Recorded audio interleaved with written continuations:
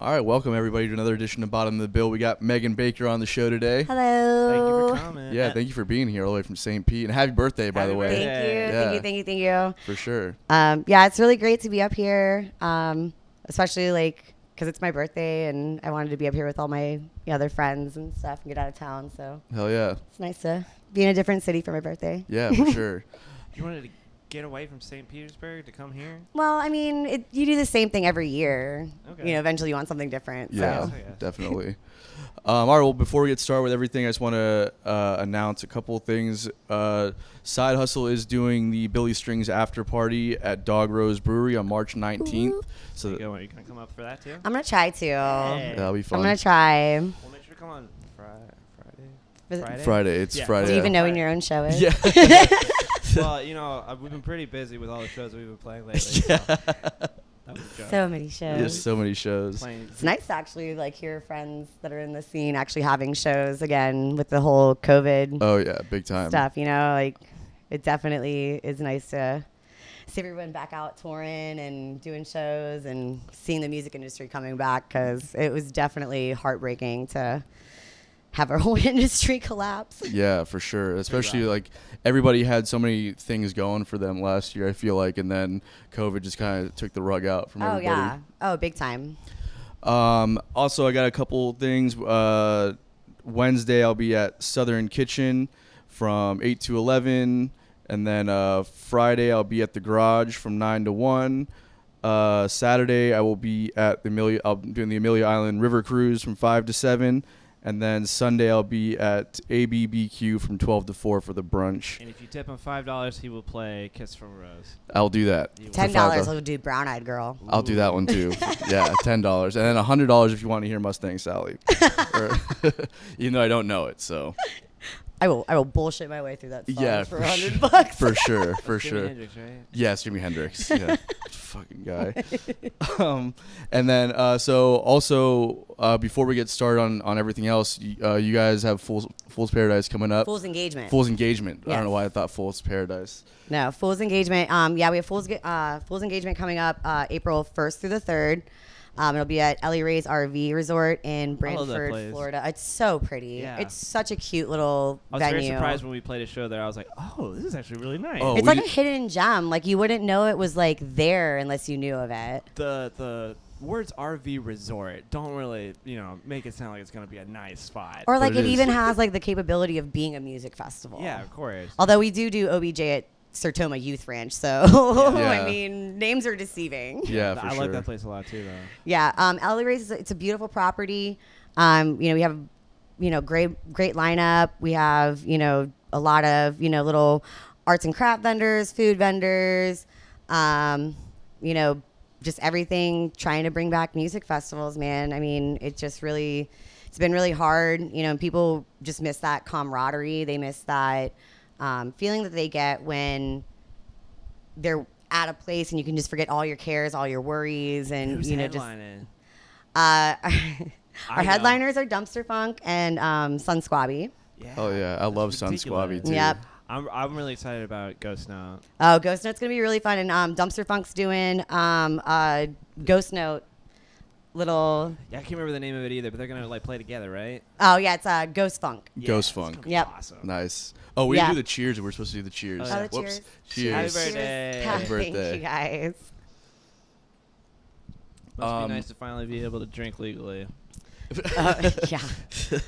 33 today. Oh, nice. Yeah. Not too shabby. We're Yeah. we're not too far behind. I'm turning 32 in April. He's the same year as me. Yeah. Yeah. It's We're all the old dogs now. yeah, right. I actually think it's I think about it a lot and I get a little discouraged sometimes, but it's also I feel like our generation of people our generation's just kind of traditionally later to do things. If you think about comedians and a lot of people in this generation now, you're not seeing so much of the success at 18 or 19 you're seeing it now at in the 30s. Oh you know? man, yeah. I mean, especially there's a lot of younger players and stuff that I've met. And it definitely reminds me I mean, I started out when I was 22, 23 doing festivals and shows and everything like that. But it definitely was a learning experience. And, I had a lot of people that were older, like Russ and, people like that kind of took me under their wing to kind of, teach me the ropes and everything. And I remember Russ and I were talking recently, and I was like, when did we become the old people? And he goes, yeah, Megan, pretty soon we're going to be doing bluegrass festivals. Oh, shit. And then you'll graduate to blues festivals. Then we graduate to blues festivals, and then after that we just retire, right? Yeah, exactly. It's like the natural progression. That's right. I think you start doing cruises at that. Yeah, point. cruises. Yeah. That's the last one. Yeah, that's it. So what was the inspiration for Fool's engagement?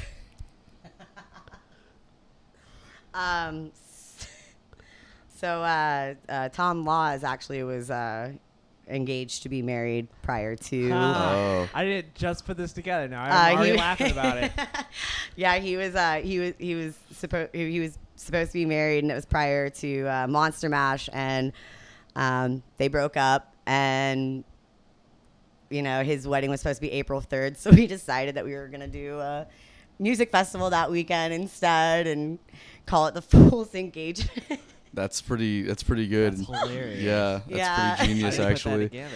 It's not quite. I mean, it's vindictive, but but But it works on so many different so levels. many different though. levels, so many. Yeah, that's and pretty funny. We're really excited about this one because, when I first came on with Tom and Clint, I was actually flying back from New York, and I had a layover in Houston, and my phone turned it back on when I landed, and it just said, "You're working Monster Mash." That was a statement, not a question. Yeah. So, I've been with those guys now since pretty much September, August, doing all the shows and events that they've been doing, and it's been really fun. I really like it because I love those boys. They're a pain in my ass, but I love them so much. Yeah, I'm sure it's a good partnership.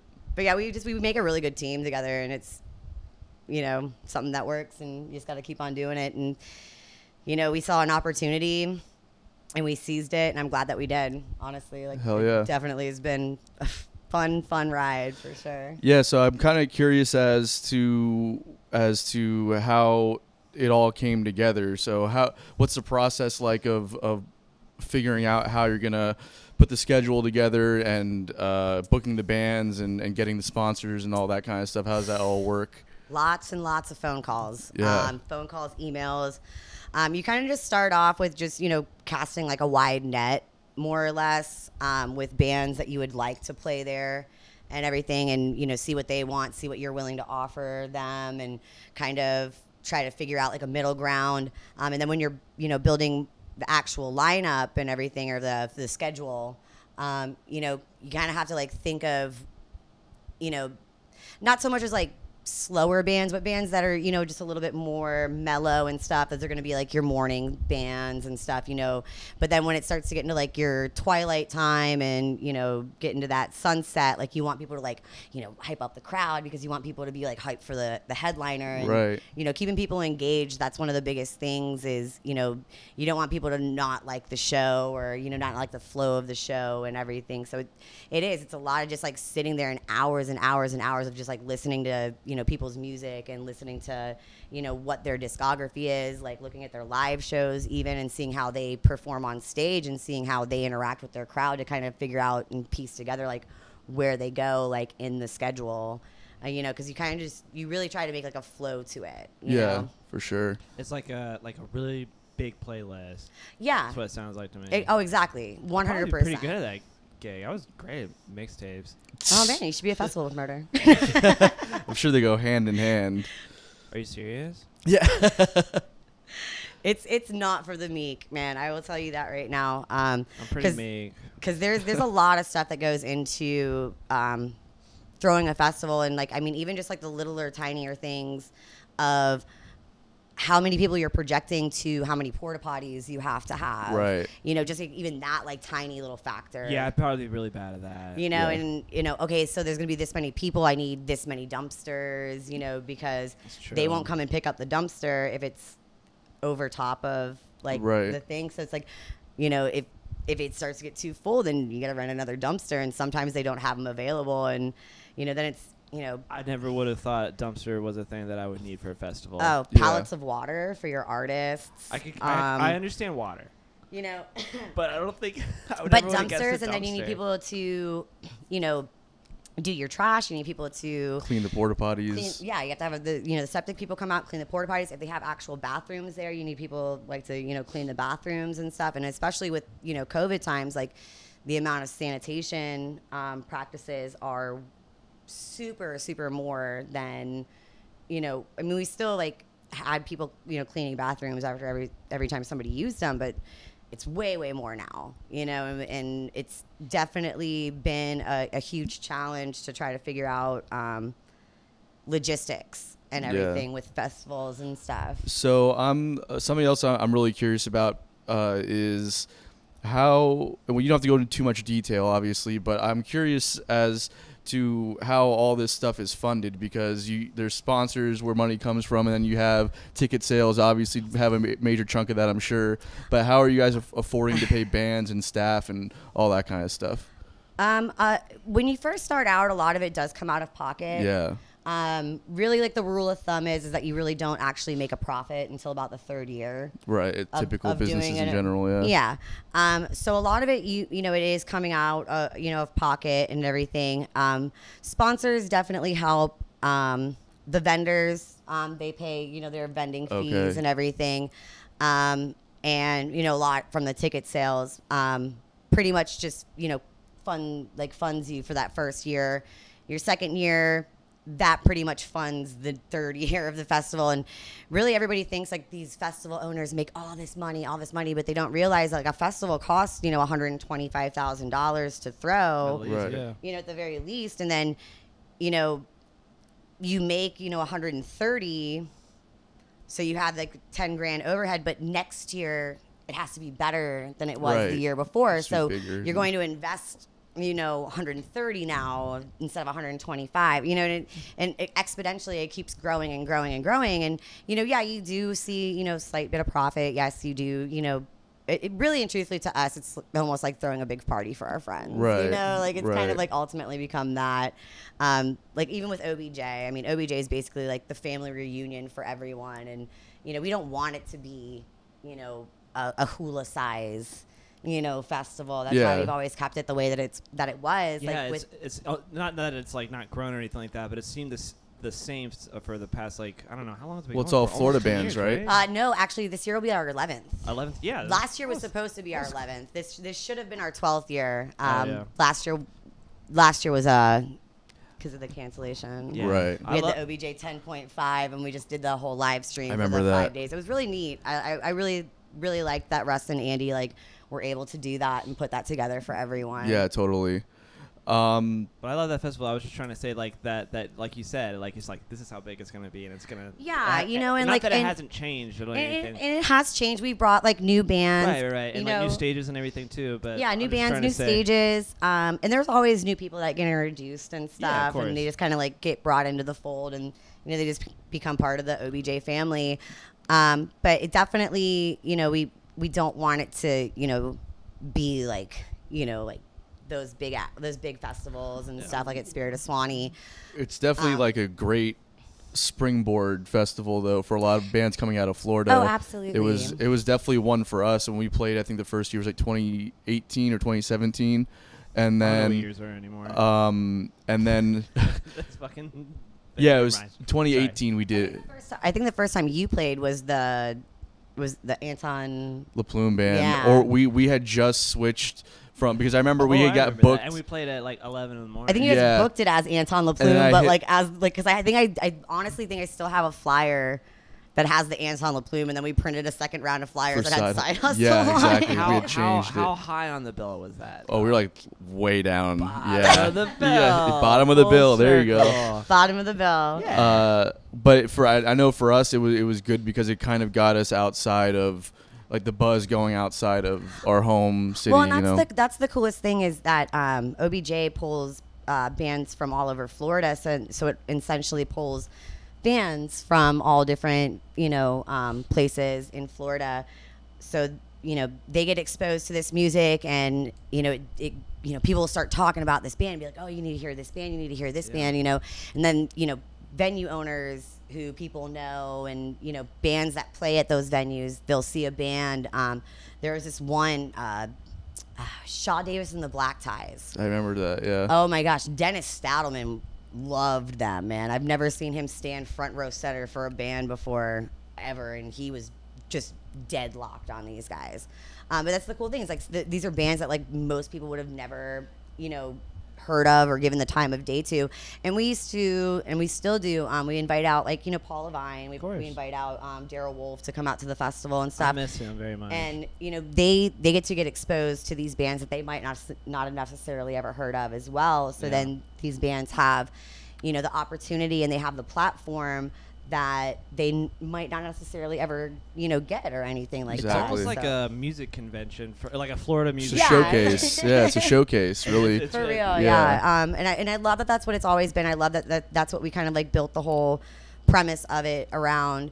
And it's become one of the most like beautiful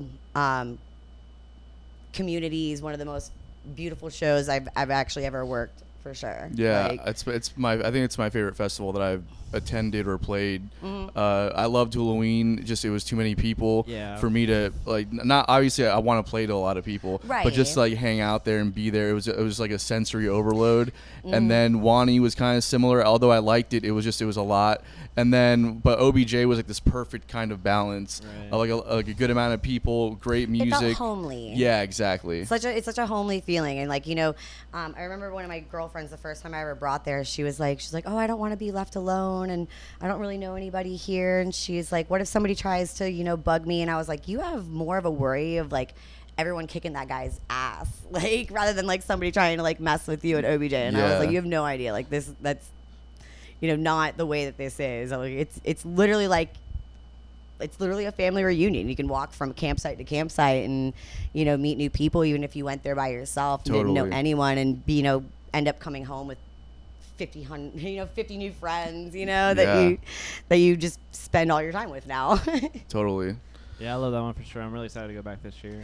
I know. I'm fingers crossed, like everything just works out and stays on course and everything with the way Florida's open and with their allowing us to do festivals and shows and everything, because it was such a heartbreak to have to cancel the event after like doing it for 10 11 years strong, and then all of a sudden it was like, well, now we have to cancel. And Russ and Toby and I went back and forth for a month almost, and it was like we didn't want to announce it, and then we were like, yeah, once you announce it becomes real. And and it was like we had to do it and everything, and it was just such a heartbreaking thing. Yeah, I was supposed to play with Greenhouse. Yeah. Oh my God, I wanted to see Greenhouse. Yeah. That's like one band that like I remember getting introduced to at OBJ and falling absolutely in love with their sound. I did. That was one of my favorites. I used to always like anytime Greenhouse played anywhere near where I was at, I was like, yeah, we got to go to the Greenhouse show. Yeah, our band's changed a lot. It used to be like it's all instrumental now. There's no like DJ or anything like that. So I'm playing all the synths and everything, and it's closer to it like a jam band like it used to be in the very beginning. I remember you guys did a Halloween show. Yeah. In St. Pete with Zugma. Oh no, so I just joined the band about 2 years ago now. So that was my first exposure to Greenhouse and everything. Is back in 2011, I want to say it was. Yeah. They played a Halloween show at in St. Pete, some like really weird venue. I don't even remember what it was. I'm probably not even open anymore. And they opened for Zugma, and I was just like dying. It was so amazing. And then Zugma came out and played the Ghostbusters song, and they were all dressed in the Ghostbusters outfits and stuff. It was so adorable. Yeah, I never got to see Greenhouse previous to when you joined them. By the time I moved to Jacksonville, changes and everything like that. It's so different. Like it definitely is. This time around, we've had a really good reaction to it or whatever. You guys have a good cast of people up there. It's me now playing keys and all the synths and everything like that. Mm-hmm. And then do you know Steve Honig from Spore. Spore. Oh yeah, Yeah. Steve. Yeah. He's playing lead guitar. He shreds. And he's completely changed. He looks like a damn rock star. He looks like Steven Tyler. Yeah, he does. Oh my God, his shaggy hair. Yeah, He looks like he wears like the eyeliner and like he's like he has like, the gold chain and like the open shirts and he's a complete rock star But then now. they went back to their original drummer Jason. Oh, and yeah. Jason and Dave are like best friends and grew up together and everything like that. So it's like the whole more back to organic sounding. Who's doing bass? Is it Dave? Yeah, It's Dave and Screen. Okay. Dave's always been number one. You know I was what hoping mean? it was Dave still. Yeah, it is. But yeah, we were. I feel like you couldn't have that band somehow without Dave. Yeah, it's he his. is Greenhouse Lounge. Yeah. I'm just lucky to be part of it because it's making money. Yeah, it's okay. Jesus. No, it's a lot of fun too. And then everyone's like, "Yeah, I remember." It's like, "Yeah, I'm just gonna take all the glory from like 10 years ago." Yeah, Yeah, exactly. sure. But I'm just in the band now. Exactly. But yeah, we were booked for OBJ for like a prime time spot on a Saturday night. I know, and that's probably one of the first festivals that Greenhouse has played, and Yeah, because they took broke the up. hiatus for a little while. Yeah. Yeah. Like what? 3 years? 4 years? Longer than Yeah, that yeah. Was it that because long ago now? because I moved to Jacksonville in 2015 and they were like already pretty much done by they hadn't really been Yeah. playing any shows by that point. Wow. So because I remember they like their name was still like buzzing and I remember knowing who they were, but I wasn't seeing their name on bills or like didn't see them playing around anywhere. So Right. I think They it were- was kind of like in the ether that they were. That was on yeah. break That at was that towards point. the end. Like probably 2016. 2016 was like towards like the very very tail end of Yeah. Greenhouse and everything. Yeah. Because like you just never saw them anymore, and I think that was like right when they announced the hiatus and everything. Yeah, and I had played OBJ before as well with Lucky Costello. Mm-hmm. Do you remember them? Oh my gosh, I missed them. Was Christian Ryan on this? No. No. Who used to? Oh Go ahead. no, who was it? Oh, I'm gonna forget it now. Don't forget the microphone. Oh, I'm gonna forget it now. Christian Ryan, like Leisure Chief, and That was Leisure. Yeah, That Leisure wasn't- Chief that's and, not a- and all them. No, it was. But Trying that's to cool. remember who it was that who was it that started Lucky Costello? Me. Was it you? Yeah, what's up? Who else was in that band? Now, I'm drawing such a. My friend Jerry Raymondo and his little brother Jeff Raymondo, and then Adam McWilliams. He was playing drums. That was who. And we're from Jacksonville. Yeah, that was a whole. Jack's Beach, anyway. Jack's Beach. Yeah.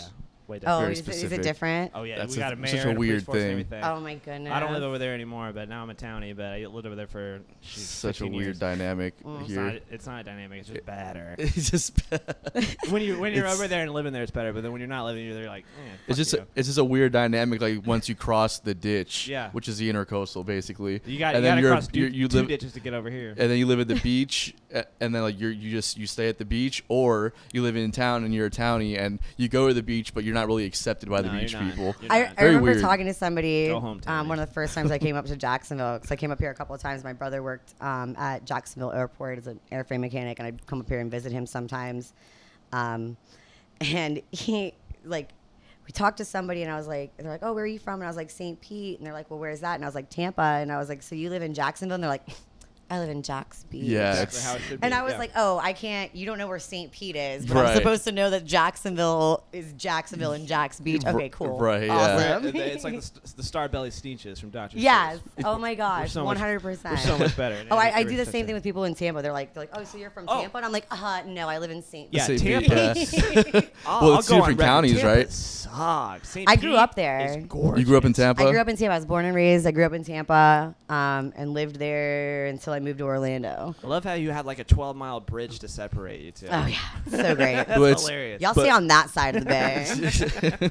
Is it but St. Pete's Pinellas County, then Tampa is Hillsborough. County, yeah. Yeah. Not even the Way same worse county. cops. Yeah. Way worse cops than Hillsborough County. Yeah, Tampa's got quite a reputation just around Florida. I remember, like growing up down south, it was like you'd even hear it's like, yeah, Tampa's like, it's like, you don't fuck with Tampa. Pretty Oh, much, no. you know? There used to be this, it was like 3 miles stretch of road.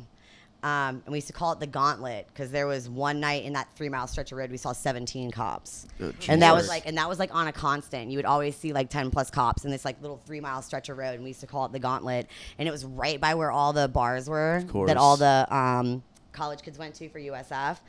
Yeah, and it was like you were like, you don't drive there after 3 a.m. Yeah. You know? Did you I've ever- had some pretty fun experiences at USF though. Some of those frat houses and stuff. Really? Not Oh, like yeah. not like I was like I didn't go to college. I had friends that were that went to school, but they were by no means frat people. But you have like these auxiliary people that you know. Was it on Greek Row and everything? No. Or was it an off campus? This was like an off campus thing, and it was like I don't even think you call it a frat house. It was just basically like 10 dudes that rented this huge mansion on the river, and oh my goodness. I don't know, but we were just walking around. Yeah, but who's gonna rent it out to 10? Whatever, never mind. But this dude. So there was like, I remember specifically, it was like there was like this, like 20 stairs that led down to the actual dock from like the top of where the house was. So homeboy like grabs the rope from the tree and then swings from the top of the stairs, swings all the way out over the river, and comes back and then hits the dock like face first. Oh no! And falls into the river, and we're all just like, "You're a fucking idiot." Oh my gosh! Yeah, that so funny. sounds like a frat. That sounds like a frat Did house. you go to the Crow? I guess the Crowbar's still there in Ybor City. Have I been there? Oh, a million times. Yeah, right. Do you know who Shoe Liquor is? Oh, the guy that licks your shoes. Man, I got a great story about that. I don't have to say it, but it's we had a show down in Ybor City at the Crowbar. Mm-hmm. Actually, it was Lucky Costello and I think Greenhouse Lounge too. Yeah, so it was together.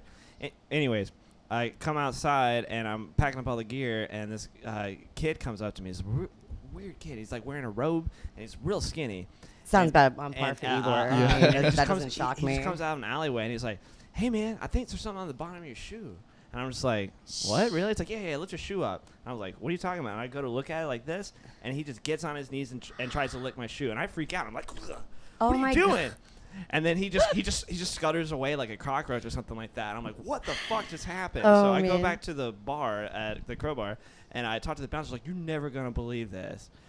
This guy was out here asking to see the bottom of my shoe, and he just licked the bottom of my shoe." And he goes, "Oh, shoe licker? Didn't even phase him, right? Yeah. That's we know shoe licker, and it was just like that's just like didn't even phase him. It's like, oh yeah, it's just Ybor. Anyways, Tampa's great. Yeah, is what I was trying to get at. Go there for the Gasparilla Night Parade once all this COVID stuff's done. I've always wanted to go there. Yeah. Oh, I watched a girl. I watched a girl hook for beads. Word. Woof.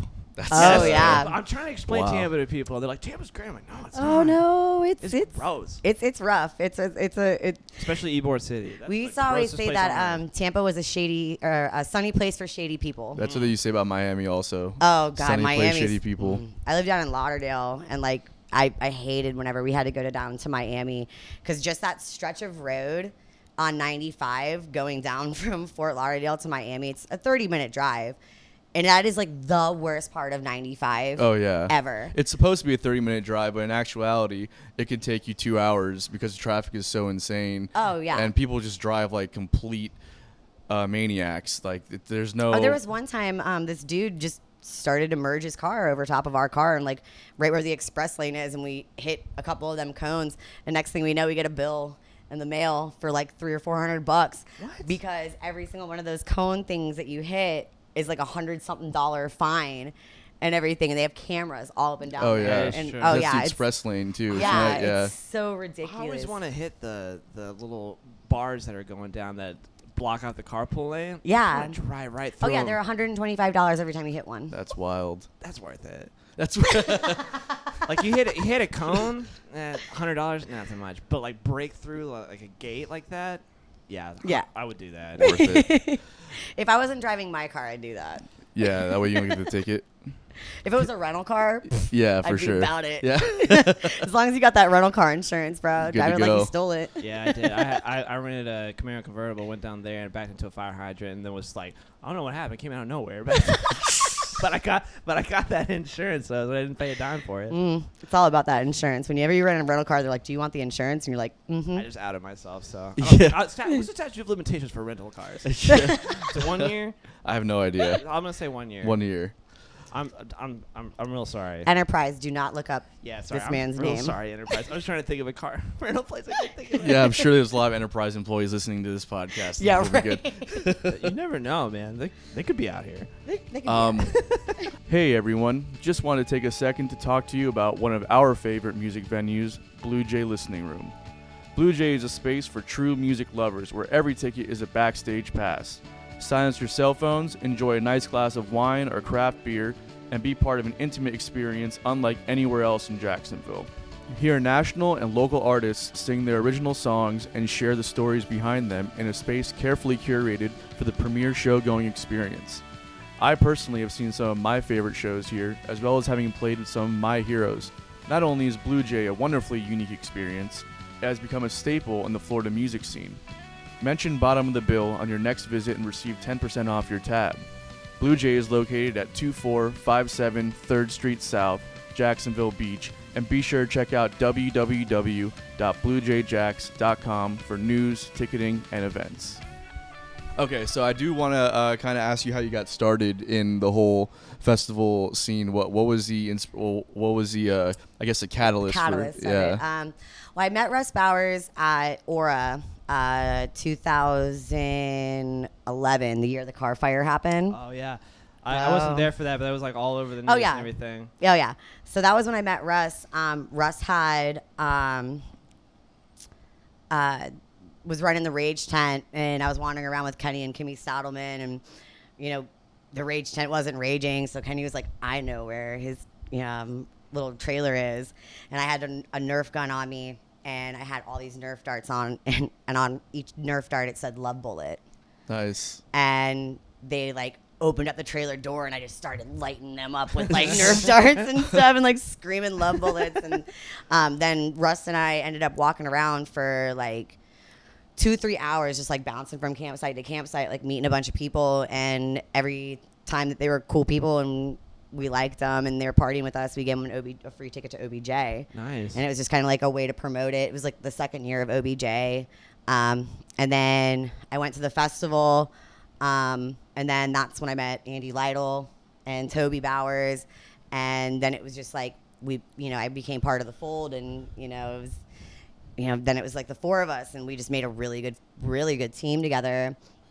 And, Andy was Russ's right-hand man, and I was Toby's right-hand man, and it just was cohesive, and it just worked. And then after that, anytime, some of these, other promoters are hey, I need, assistant stage manager. I need somebody to do this. I need somebody to do that. And Russ would be oh yeah, here's Megan's contact, nice. And then that's kind of how it developed. And then probably about 3 years ago was when I first started, trying to do it full time. Yeah. Cause it's hard. It is. And it's really hard to, kind of break into it, and also be able to self-sustain, with just doing music festivals, right, or just doing events and stuff. And I started working last year for a company called CID Entertainment, which Andy Reese was the one who actually Andy Reese and Brett Perez were the ones who got me in contact with these guys. And they do everybody from the Wiggles to Fish. Wow. They do everyone. And I've worked with George Lopez because of them. I've worked with nice. What's that guy's name? Josh Groban, which was the last little tour that I was actually on. Lindsey Sterling, bunch of different different artists. Bob Weir and the Wolf Brothers. Nice. And it's really awesome. And they just, they did everyone, and it was there are people that book.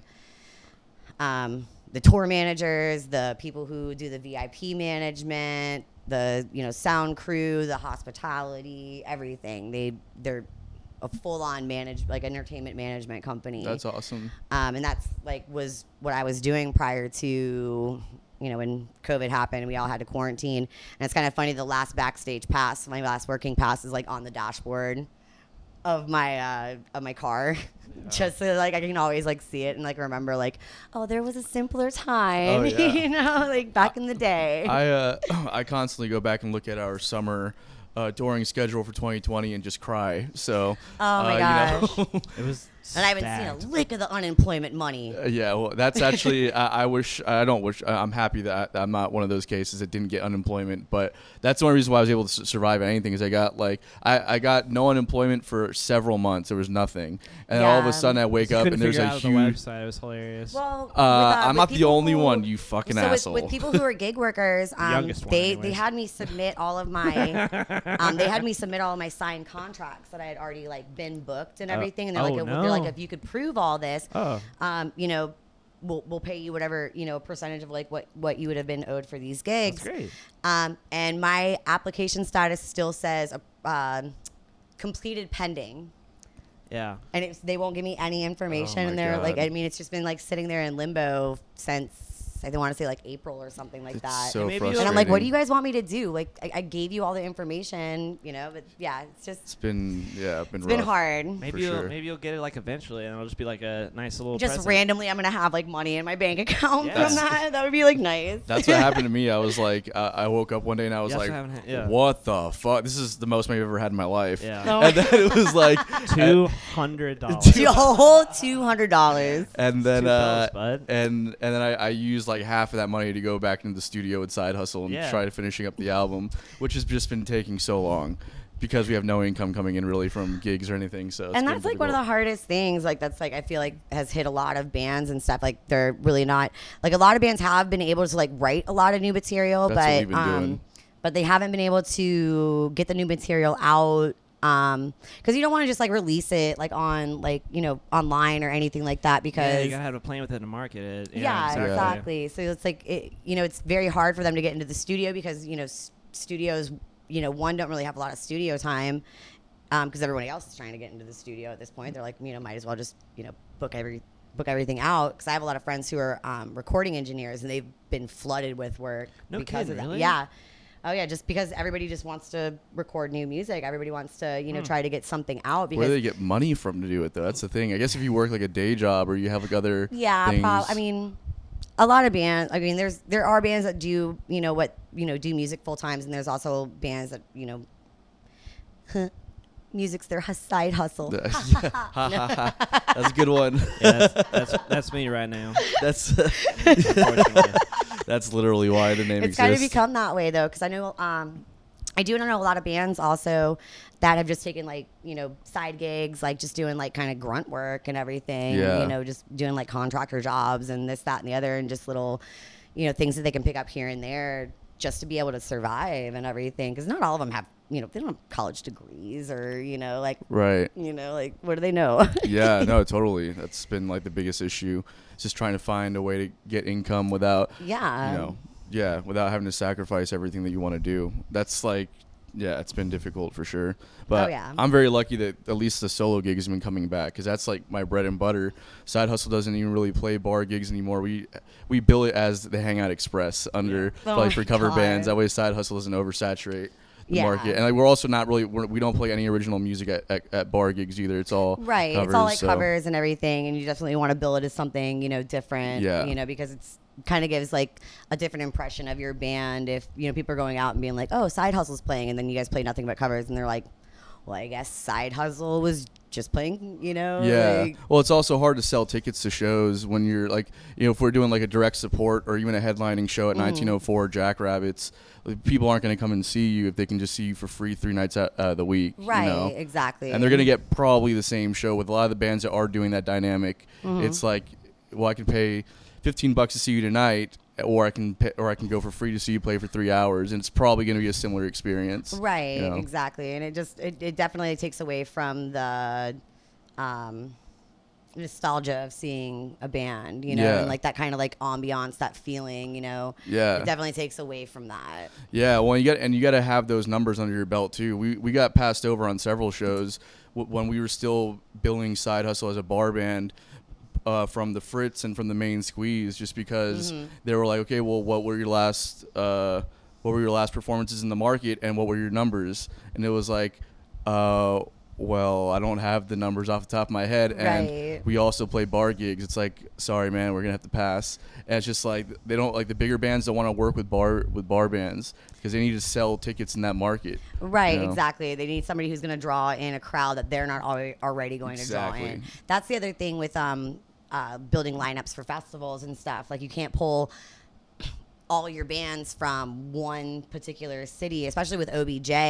That's something that we've always tried to keep that dynamic, that diversity of it. Because it's like you get 5 bands from St. Pete, and a lot of times those 5 bands are going to be pulling in the same exact crowd, because they're so saturated in the market. So you pull in, from Jacksonville and Gainesville and Orlando and, Fort Lauderdale, and you try to get as many bands as you can that are as diverse as you can from that area, because bluegrass band is not going to have the same fans as a funk band. Right. So, you try to like keep that, diversity in that aspect just so that you can, think about like ticket sales and, having more people be exposed to, the music in that area. Totally. And, yeah. So when you were first getting started in the festival scene, how did your role kind of develop over time? Like, what were some of the jobs you were doing at the beginning versus what you started doing later on in your career? When I very first started, a lot of it was managing the front gate, especially at OBJ, because that's what Toby had done. And then that, developed into volunteer coordination. That developed into artist hospitality and artist relations. Like Halloween, I did artist hospitality and artist relations for the campground stage for about 3 years. Thanks for that, by the way. you really helped me out that day. I was trying to get in and out, and you like opened the gates and all. It was nice. Thank you. Oh yeah. No, like I mean that's what you do, But yeah, like it's just kind of developed into a sense of, the more you learn about the music festival industry and everything and how it runs, how it goes, what you need and everything. I mean, I started out just being, a volunteer basically, to now I, basically run every aspect of a music festival, coordinating with the stage manager of, set times, coordinating with the front gate, doing, paying bands, doing, money drops, like everything, So it's kind of, developed into every different role that I could possibly take on and learn as much as I could about that particular role, getting sponsors, booking bands, negotiating contracts, coordinating vendors, down to negotiating the property contracts, with the, actual properties and everything. It's just little things that you pick up throughout the, the entirety of it. And now, I mean, it's developed into, I, can, basically run an event, every aspect of it, as long as Tom's throwing me around on that four-wheeler. That was a lot of fun. As long as Tom's throwing me around on that four-wheeler, man, I can get anything done. That shit was like one of the highlights of Monster Mash, is watching Tom ride around that fucking thing. Oh my gosh, dude! You look like a pig in shit. I'll tell you that much. That was one of the funniest things in the entire world, man. Because me and him ripped around that festival. I don't think we could have, really done what we did at Monster Mash just because it was so spaced out without that. Because the only other thing that we had there was an electric golf cart, and going through that mud and everything. Oh my gosh, that electric golf cart died 50 million times. And like me and Tom were like, going just hauling ass, like being able to get from point A to point B as quickly as humanly possible. And that's like makes it so much easier. Yeah, for sure. So were there things like that you learned early on? Were you going to festivals as like a supporter before? Yeah, me too, Bill. Thanks. Thanks for the beer, Billy. So was there anything that you learned early on as somebody that was going to festivals beforehand versus going into that role? So when I first started going to festivals, it was just like, kind of all about the party and, just having a good time, just like anybody else who goes to festivals. Yeah. But as I started to, be put in more responsible roles where, if you're not on your game, something's going to slip under the radar, and, it could completely ruin the whole entire event. Totally. So I definitely learned to, like so many people, and I love and appreciate everything that everybody's ever given me at festivals, but people offer you a lot of things. They want you to do a lot of things and stuff, and it's like, they want you to take shots. They want you to, smoke this and do this, and here's this and here's that, and you're just like, I can't do this. Like I have to work. Like, and, it's like, thank you, but and that responsibility, that's probably been one of the biggest things for me personally, to kind of see like where I started at, from being a patron at music festivals to being somebody who actually works those music festivals and everything, because you really do, you have to be on point, and you love watching everybody having a great time, because it makes you feel that you did your job well, right? Because that's kind of the what's the word I'm looking for? Gratification. No, that's like the standard of if you threw a good music festival or not. Are people having a really good time? Yeah. Like, all right, awesome. Like that's your gauge. That's the word I'm looking. Like if people are having a good time, that's how you gauge. If it was a successful festival or not. Right. And but you can't indulge. And that's just kind of something that you take the turn coin of it, but. It is a gratifying, feeling to see people like having fun, and like knowing that you put in all this hard work, and getting to see like the fruits of your labor. Yeah, totally. And everything. The other thing that I've learned is you always go to bed before the sun rises. Yeah.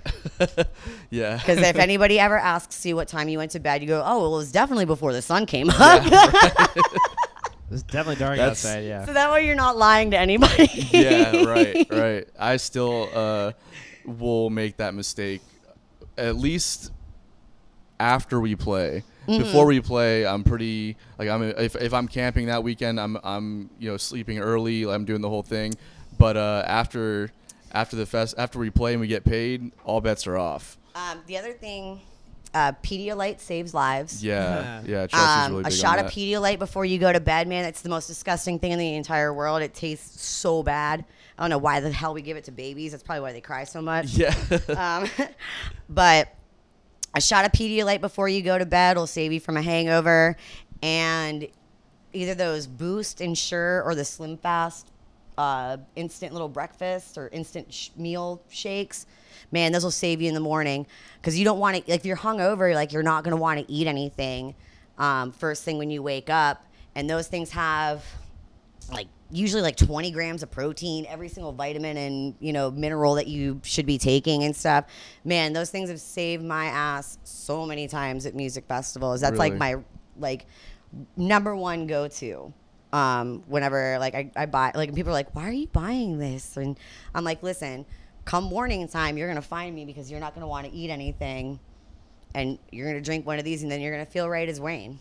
Yeah, that's a good tip, because I always find it, that's my biggest downfall, is like the food situation, or like just staying nourished. And especially like, I mean, if you haven't eaten anything all day, and like you've already been drinking and partying and stuff, like you're not going to want to eat like a full meal. Right. And like, even, I mean, I love all of our food vendors. You guys have great food.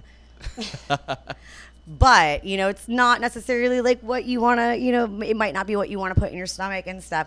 So those things, I mean, you can drink one of those, and like, I mean, it's basically like basically eating a meal. Yeah. And you're going to have the same effect as if you would have ate something, but without the grease and, Right. I've passed Pedialyte. I'm like such an old cat now that I'll go to a festival to play the festival. I'm like, yeah, I got Airbnb or a hotel. I'm not fucking staying here. I know what it's like, and I sure as hell am not getting to a festival when I have a show like the next day. Yeah. I'm definitely not staying at that festival the day before. I'm like, yes. I'll go hang out and see all the bands and everything like that, but I'm like, gotta be sober enough to drive home back to my hotel. So the next day, well, I think the last time I did that at OBJ, and I had a nice little Airbnb in Bradenton. Yeah. I will definitely tell you that the minute I did a festival with an RV, Can't go back. Oh my God. I'm an indoor cat for sure. Yo, it is such a game changer. Yeah. It is like it's the number one game changer in the entire world, because one, you don't have to go stumbling around to try to find either a porta potty or a bathroom when you wake up in the middle of the night and have to pee. Yeah. And two, like, you can, like, the capability of like a shower, and just like as somebody who works the festivals and everything, you see everyone, and sometimes it becomes like a little overwhelming and stuff, and you just like want to go and just be alone for a minute. And just being able to like just go sit by yourself and, you know, sit in the AC and like collect your thoughts, and you're like, okay, like everything's good, everything's right in the world, and then like you go back out. It's definitely helps with like your stress levels, because especially if you're working a summer festival, that heat mixed with like the stress of just doing the great. event and then alcohol. Like, I mean, Russ and I have gotten into like so many fights at OBJ just because like we're both like trying to say the same thing to each other like in completely different ways and stuff, and it's just like you're just so stressed. It's like, you know, you're going to lash out at that person and stuff. And that's what's great about an RV too, is you can have an argument in there. Exactly. Well, if you have an argument in a tent, it's very hard to slam the flap. Yes. I wish I wrote that joke. That's been said. Honestly, like I miss old school telephones just because I really miss the whole like just pleasure of just slamming the phone on or somebody. Even flip phones, you know, you could just like you can fucking flip that shit, you know, and then you could throw them afterwards because they were really durable, so you just like throw them across the room. I threw my flip phone. Yeah. Flip phone. Give me a break. I threw my flip phone like can't say. Don't hurt yourself, bud. Cross like a bridge or whatever like that. It was just fine. Oh man, I remember I threw one of those old school Nokias. Remember the blue block Nokias? Oh, I threw one of them things against a wall and like it bounced back at me. I swear to God, did not break. It bounced back at me. It was like, oh, you gonna throw me against the wall, bitch? Yeah, it's like, what are we paying so much money for smartphones for? They're not durable at all. Oh, they suck. Yeah. And I think that's like a marketing tool probably because them things are stupid expensive. Yeah. Like you could have brought the old like Nokia. I think when I first got the old Nokia block phone, I think I paid like $35 or something like that for it. It was like cheap as shit. You know? for sure. And now all of a sudden, like the new iPhone's like what, $1,200 or something. I got like an email the other day saying, "Hey, if you buy 2 iPhones, we'll give you the second one $1,200 off." I'm like, $1,200 off. Like, no, thank you. Yeah, they're expensive as hell, man. Like, and they don't last. They don't like. My guy's been taken for a couple years, 3 years now, I think. Oh, I'm so rough with mine. I mean, actually, at Monster Mash at one point, I punted my phone. Oh my God! Maybe don't. I did. I was like, I just want 15 minutes to myself. I was like, I don't want to answer any phone calls or nothing like that. And I was in the middle of talking to Jessica Jones, and somebody came up to me and just asked me like some stupid question, you know, like that just like really didn't matter that much. And I looked over at Tom and I was like, I'm done with this, and just punted my phone, and we watched it go up in the air and we watched it slam down on the ground, and Tom just goes, really, Megan? And I was like, yeah, I need that, don't I? Yeah. It's probably whole not rated screen was for... shattered and everything. Like, oh man, it was God. you could still use the LED screen, but the actual like screen itself was like shattered. Yeah. Oh yeah, and it was funny as can be. And I was like, I knew I had to go buy a new phone anyways. You know, I'd already like that thing I'd had for like, I think I had that phone for like 2 or 3 years at that point, and I was like, I know I'm gonna buy a new phone anyways. Yeah, that's about the but it was really gratifying. yeah, it definitely feels good to break shit sometimes. Oh my gosh, I want to go to one of those rage rooms. Like, have y'all ever seen those? Oh my god, like really bad. It looks so stupid. You know what I like to do when I get real drunk? I like to break records. Oh yeah, we did that one night. Because it's hilarious to say, like, yeah, we were breaking records last night. Oh my god! What a great pun, right? But like definitely these aren't like these records. Like, well, no. like I'll go. Could probably break the MGMT one. No, yeah, maybe the LCD sound system one also while we're at it. Dude, man. But I'll go to like a thrift store or something like that, and I'll just buy like shit ass records. Oh yeah. God, I've got a couple in there where just like, yeah, we're breaking this one. Oh yeah, we're gonna smash this one. This smug bastard's been sitting in this crate with all this good music. Yeah, we're breaking you. We're breaking you. Billy and I did that one night. We got really really drunk when he was living out at the beach, and we started like singing karaoke in his room, and then smashing records afterwards. Oh my goodness. We were. I woke up. I like smashing records too. We're fucking breaking records. Breaking records, smashing records. I woke up for the first time in a long time not knowing where I was the next morning, and I had to go play a gig right afterwards. That's a regular Sunday night for me. That was wild. Rockstar, bro. That was too. I can't do that kind of shit. That's that rock star thing. Yeah, it's that. That's rock star lifestyle. That's why I don't. That's why I don't stick around at festivals, because I know myself too well. Yeah. I just know what's gonna happen if I stay there. Oh, everybody makes fun of me. Like, why are you saying you're such a pussy? I'm like, not being a pussy. I know what's gonna happen if I stay here. Yeah. So I'm gonna be. Hey, every now and again you gotta show your ass, man. No, I know. Totally. It makes you more human. It just would be so. I would rather do that at a festival that I'm not playing at, and that I was just enjoying it. because I feel like I'm working. Yeah, there's an image you want to uphold. The one festival I remember back in the day. And I'm mouthy. I run my mouth. The one festival we always agreed upon that we would never ever work, and we had done that since from 2011 till when was the last? It was Bear Creek. Bear Creek. It was Bear Creek 2015, 15. I think 15 was the last Bear Creek. God, that was such a good Oh God, I miss Bear Creek so much. But yeah, that was the one festival that we all agreed always that none of us would ever work at. You know, that was like our one festival where we're like, it's your rager. We just got to go party, we got to go rage and just like have fun and, you know, kind of let loose. Cause, you know, Bear Creek was, you know, pretty much one of the last festivals of like the season and stuff because of how late it was in November. And then really there weren't a lot of festivals between, Thanksgiving and Christmas, and then Home Team was the next one that started that's what started your season. But that month, like right after Bear Creek, that would be the last festival that everybody would work and stuff, and then you'd have your New Year's events, and that's what started back up. And no, that was like your one. You always took that one off, man. Like. So I'm curious: are there things that you notice when you go to festivals just to hang out?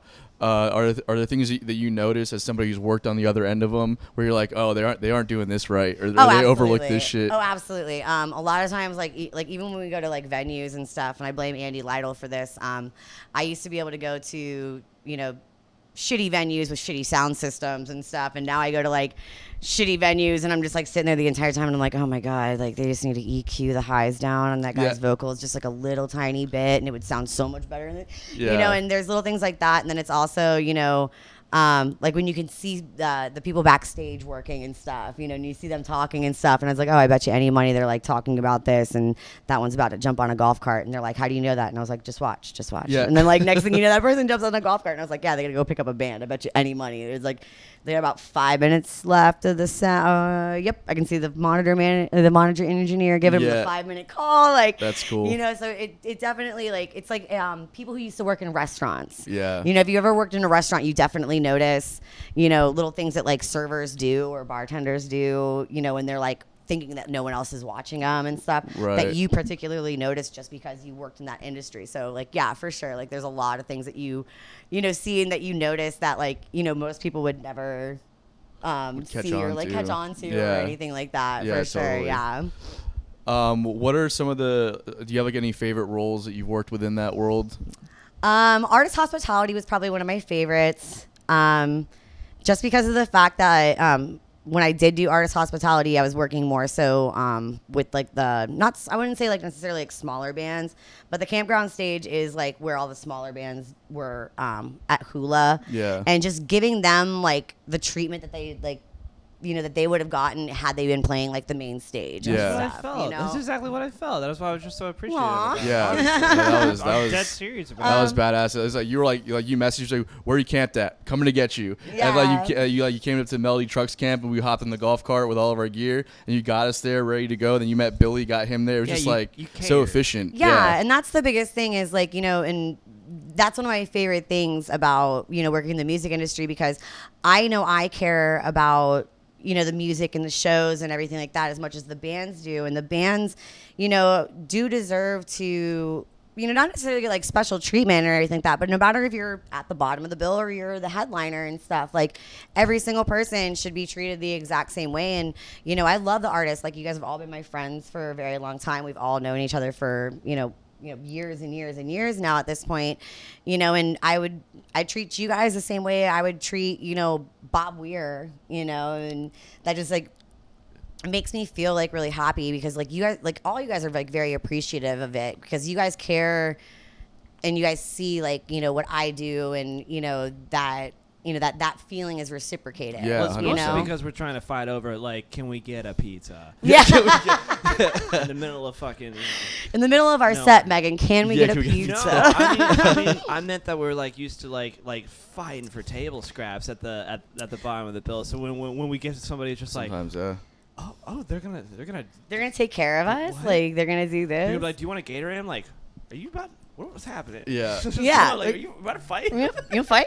That's always the case with the home team crew though. It's always very like. No, they're so nice. Yeah. Yeah. Sure. Well, and that's the whole thing is like, I mean, everyone should be treated that way. Like everyone should, because everyone deserves like that, special treatment and everything. Like that's kind of like one thing that like I've always like done with working in music festivals and getting to meet the people and getting to meet all the musicians and the people who do production, people who do this, every single aspect of the events. And I feel like that's kind of like what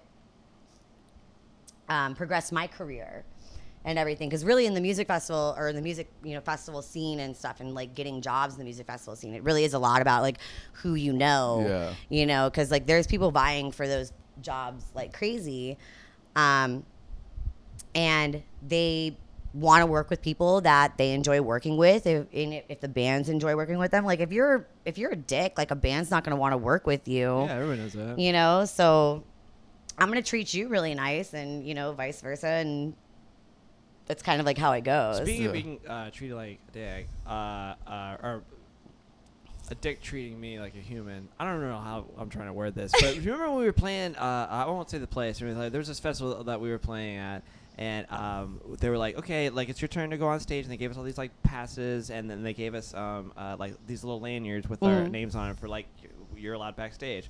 And so we play our show, and we start packing up, and we're moving. This is a hilarious story. It's like, and it's just only hilarious because you'll think it's funny because you work in the music festival industry. But like, we were like packing up, and while on our way out, this Karen, and I say that my mom's name is Karen, but she comes up to us. So I can say that. She comes up to us, and she just cuts the lanyard off. Yeah. And she goes, and I'm like, what are you talking? Shut up. I swear to God, right? Yeah, crazy. And it's just, she cuts it off, and we're just like, what is like, yeah, you can't come back here anymore. I'm like, I still have all my gear. And I'm like, well, you're going to have to figure a way around it. Yeah. I could never, the only person I ever did that to, I'll tell you this right now, the only person I ever like did that to, I demoted him to general admission. I didn't even like cut off his pass.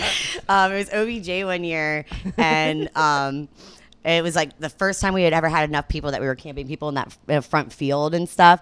And Alex Sears went to go through like the barbed wire fence and everything, and I had my cousin like patrolling right there. Nice. And my cousin goes, I'm gonna take you to Russ Bowers, and Alex is like, man, I've been looking for him all day. So he gets delivered to me at the front gate and stuff, and I was like, of course it's one of the Spore boys. Yeah, like right. There's this whole like joke at OBJ that Spore every year tries to out Spore. Yeah. That's really funny. But yeah, so I ended up like taking Alex's wristband off, and he like had worked. He was like working for Dunedin Brewery at the time really? and everything too. Wow. And I was like, you don't get any more free beer. And I was like, you're grounded. And I was like, you're in timeout. And I was like, find me later. I'll let you know when you're allowed to have beer again. But you're general admission now. That's what my manager used to say at Sam Ash. He's like, keep fucking around. I'm gonna promote you to customer. I was like, yeah. Have you ever tasted heaven in a glass? Do you pine for the hoppiest brews and palest ales? Do you like food?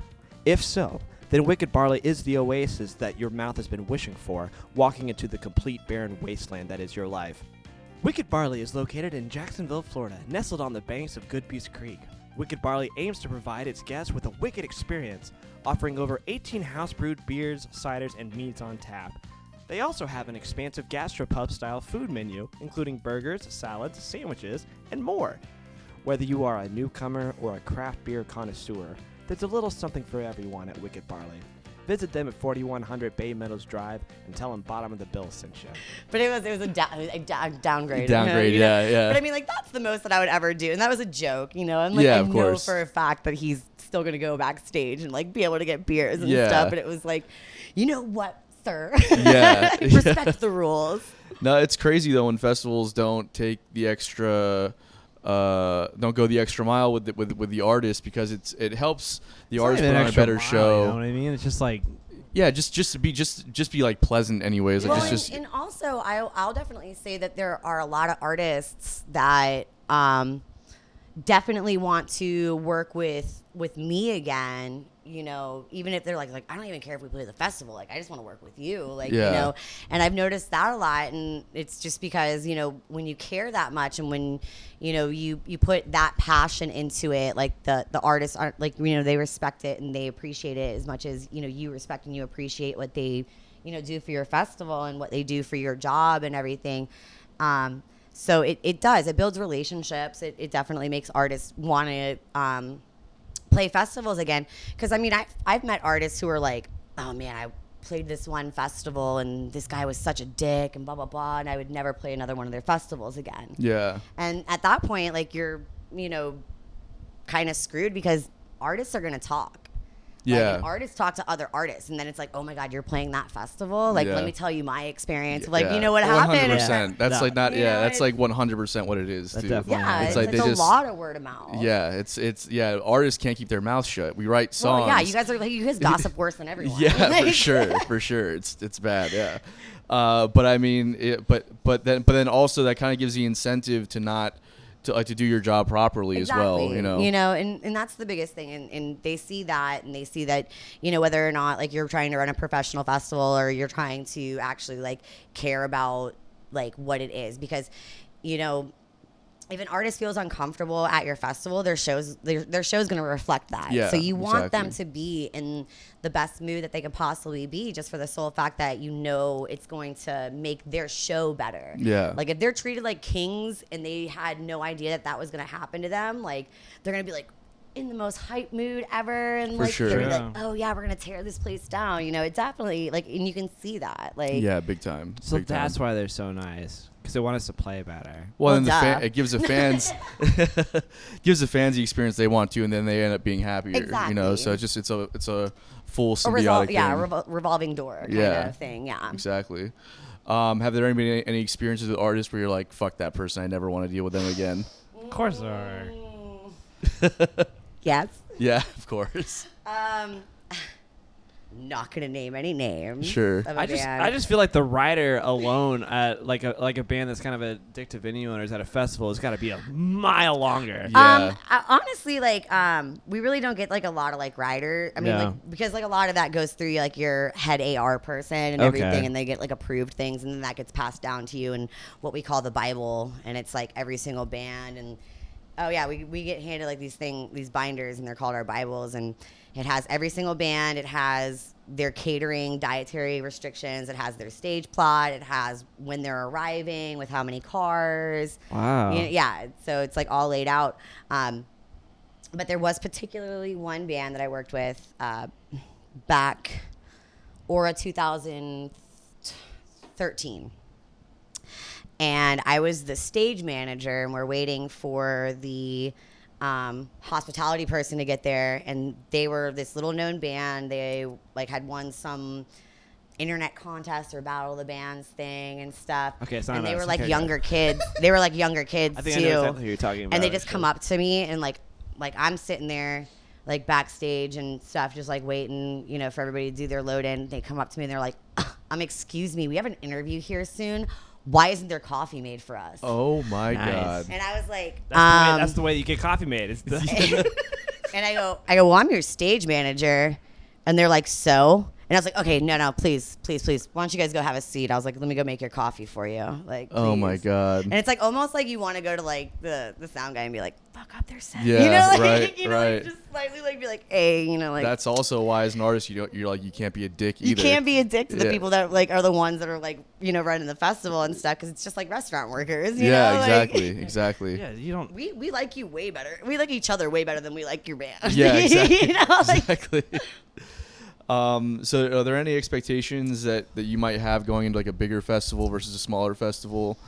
no, not really. A small festival should be treated the same way as a big festival. It doesn't really matter. I mean, it's just like the same thing as like, any job that you do, like you can't half-ass a job. Like whether or not there's 40,000 people there, or there's 500 people there. Like you want to give the best experience that you possibly can to the people that are there to enjoy it. Yeah.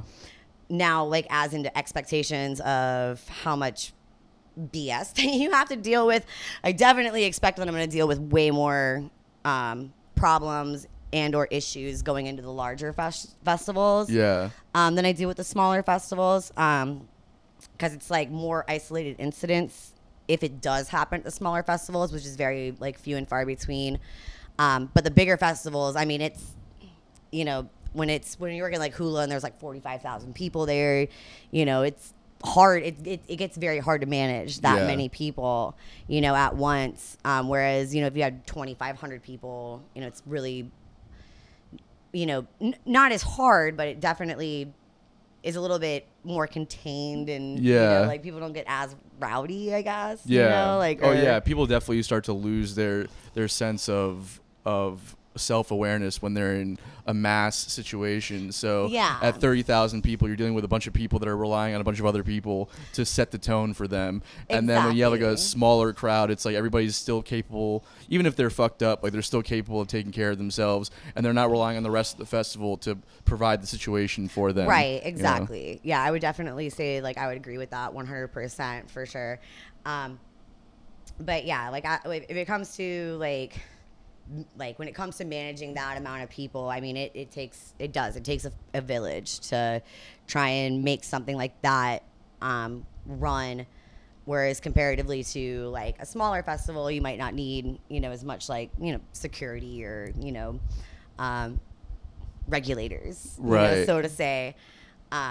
So that definitely, that changes the whole expectation going into it, because you're just like, oh yeah, I know for a fact I'm going to deal with some shit. Like, whereas the smaller festivals, you're like, if I have to deal with some shit, like. You ever notice a level of disorganization on a smaller festival that might not happen at a bigger festival, just because typically a bigger festival probably has a little bit more. Major leagues, like you can do it right off the bat. I would say newer festivals. Newer festivals. I would say like newer festivals have a little bit of disorganization, and that just comes from experience. Yeah. I mean, when it comes to that kind of aspect, you do. When you go to the larger festivals, you're like, oh, so why do they take a deposit for their volunteers? And, Toby and I have learned from doing the volunteer coordination at OBJ that you're going to get burned a lot, by these volunteers. Either they're too messed up to come to their shift. Just dealing with hippies in general. Or they just don't show up in general and stuff. And you're giving these people free tickets, basically, to your event. And we never really understood why the larger festivals always took the deposits. And then we were like, oh, because we've lost a lot of money from giving out all these free tickets. And, sometimes not even having enough people to fill volunteer spots and everything. Right. So, yeah. So, you learn things as you grow as an event, and as you see little things, and you learn little things and stuff here and there.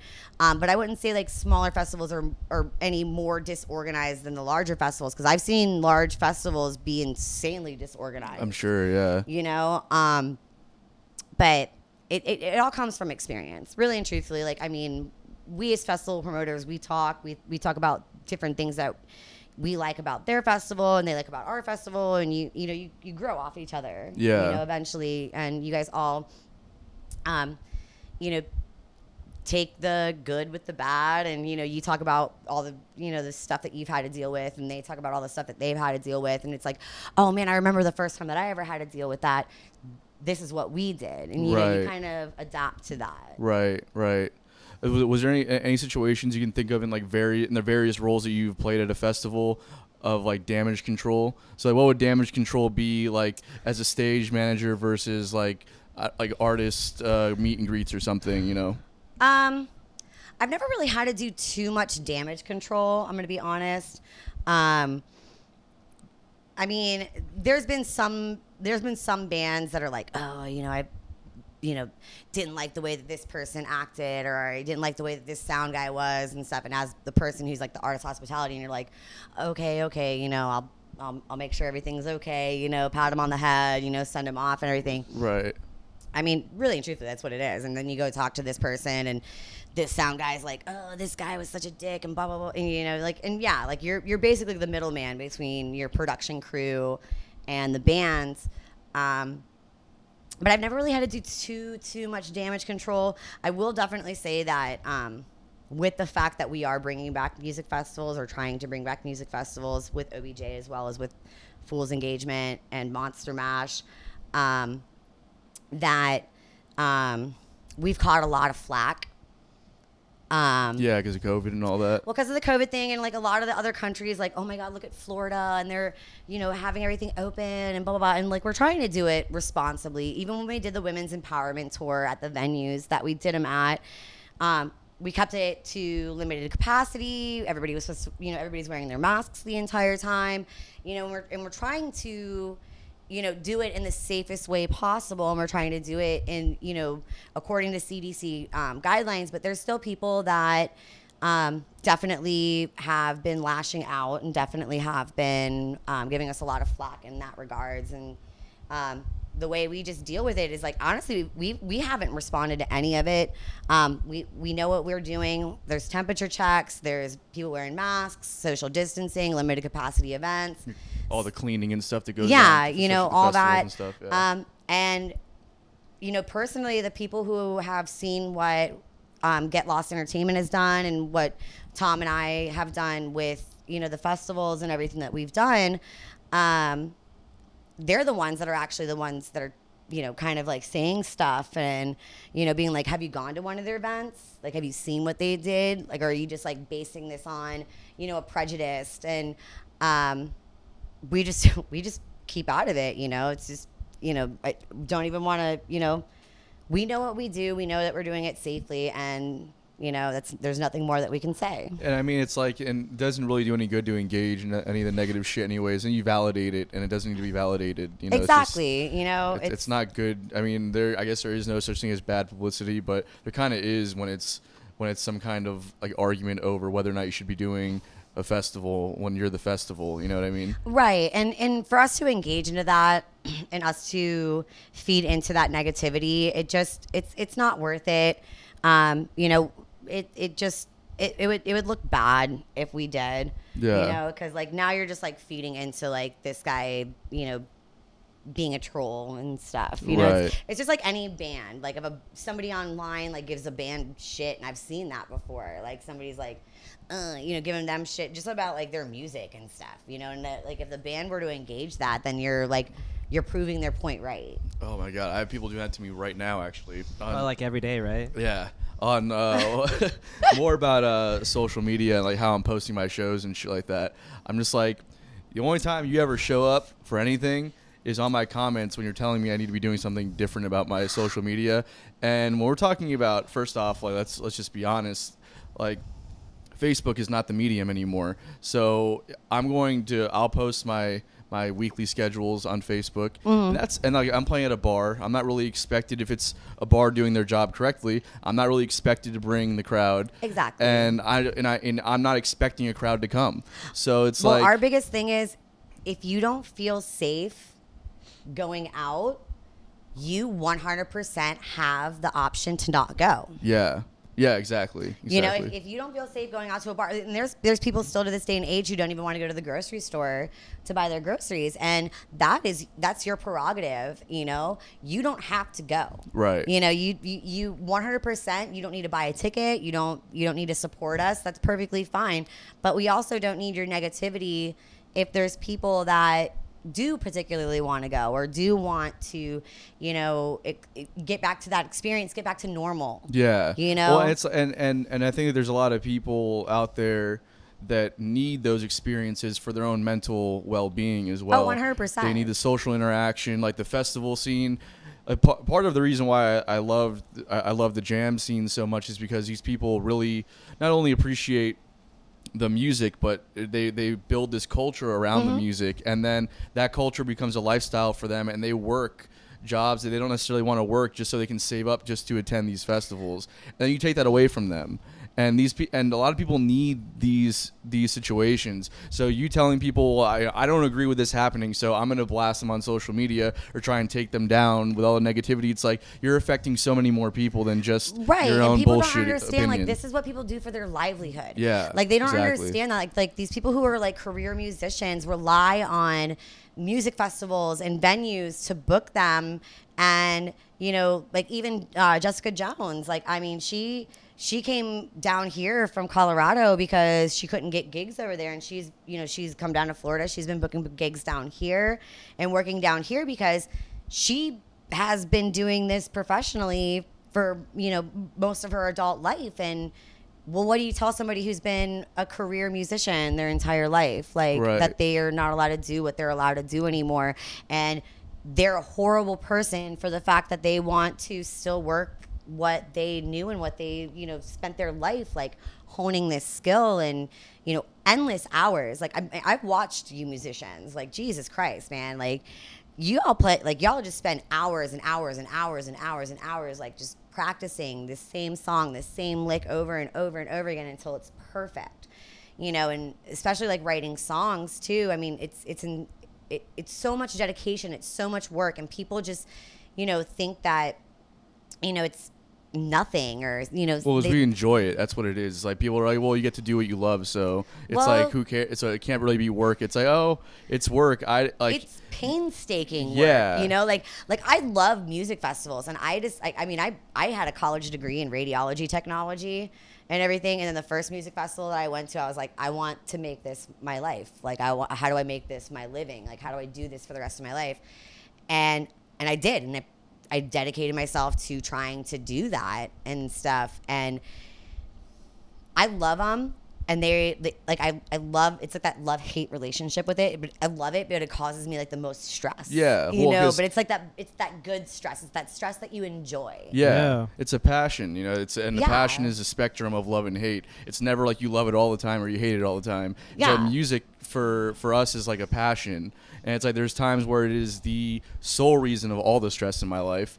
And there's times when it's literally the best thing that I could be doing in that moment. It's just, but that's what we've dedicated our lives to doing. And then when people are like, oh, well, you should, like, maybe you should have like a backup plan or something. It's like, I didn't need a backup plan. I was good before you shut everything down. Exactly. And then you decide that I can't work anymore. And then you have all these people supporting the idea that we're not allowed to work anymore. And it's like, well, you should find something else to do then. Like, or that it's your fault that that everything's not opening up again. Yeah. That's something that a lot of people have said. It's like, oh, well, y'all down in Florida, you're the reason the rest of the country can't open. And it's like, no, our governor understood that 90% of the income comes from tourism. Yeah. And the reason why we don't have a state tax is because we get a tax credit, because so much of our income in the state comes from tourism.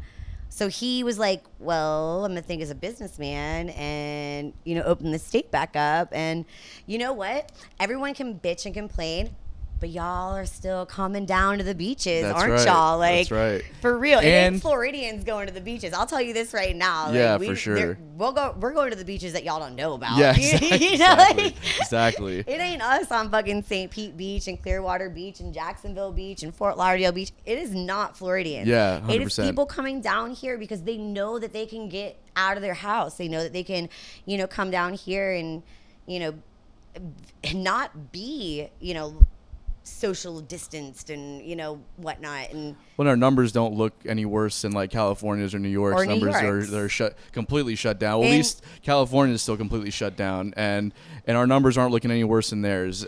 We just had the Super Bowl. There was just 25,000 people in the stadium, and I remember watching the news, and they showed our numbers, and like they actually decreased. It's very strange. Yeah, I don't know. Yeah, it's wild. Because that was one of the biggest things. They said that Tampa was going to like spike in COVID cases after the Super Bowl, and the numbers actually decreased in COVID cases. In other states, I don't know what they did because like there was people from Tampa going to the football game, but also it's the Super Bowl, so people come from all across the country and everything. So it's not just Florida. Like, leave us alone, man. Yeah, like, Texas is fucking open also. They should hit Texas the way they're hitting Florida. Yeah. No one's talking about Texas. Well, the minute Texas starts throwing music festivals, that's going to be the big thing. The minute that, like, South by Southwest or, like, what is it, Austin City Limits comes back, then we'll talk. Yeah, for sure. For sure. All right, so all these experiences have kind of put you in a situation where you've been able to put on your own festivals and also were you booking the run for Jessica Jones? No, the only show that I did book one of the venues. The only venue that I booked was Funky Biscuit, and that's because back in 2017, was it 2000? Yeah, 2017. I did an OBJ pre-party there. Okay. So I had gotten introduced to Al from the Electric Kiff guys. Yeah. Because I was looking for a venue to do the pre-party show for, and he introduced me to Al, and Tom was like, "We need a venue like somewhere down south," and I was like, "Well, I can just call the Funky Biscuit. I can call the guys from there and see if they have the show, like if they have the date available." And he was like, "Yeah, like totally do that." Nice. But no, I mean, all the players, the only two players that I had never worked with before that were on the Jessica Jones bill were Ben from Goose and DJ Williams were the only two that I had never worked with before. Everybody else I'd worked with extensively. And he's a monster, DJ Williams. Oh my God. Is his new album out yet? Yes. It is out? It is. The band Shots Fired. Shots Fired, yeah. Yep. He did his, actually when we were on tour, the coolest thing about that album was he mastered all of it himself. He recorded all of it himself. Nice. And while we were on tour, he was mastering down all the tracks. That's awesome. Wow. So like whenever we'd get home, whenever we'd get to whatever home would be when you're on tour, whenever we'd get to where we were staying that night, DJ actually would get a hotel and he would just sit there like the entire night and just work on the songs. And while we were driving to the other venues, he'd sit there with his headphones on in the back of the car and master down all the tracks and everything. So kind of feel like we were just a little bit a part of of Shots Fired's album, but no, it was actually really, really amazing. Yeah, God, he was funniest guy in the entire world. I absolutely loved getting to know him. But yeah, like his album is out, and I believe it's available. He has the vinyls, I know that, and then I think it's available on some platform. Spotify. I think it is released on Spotify. But he's one of the bands that will be playing Fool's Engagement for sure. Yeah, awesome. We're gonna bring him back down. Yeah.